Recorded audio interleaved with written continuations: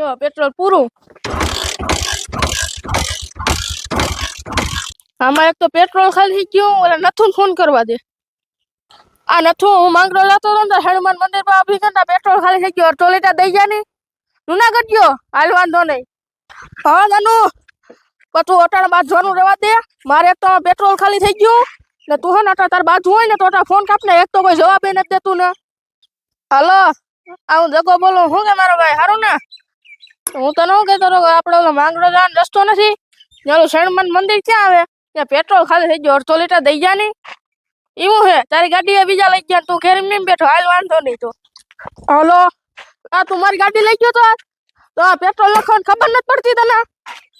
આ કરશન આવું જગો બોલું. મારો ભાઈ પેટ્રોલ ખાલી થઈ ગયો તો અને કાપી નાખ્યો.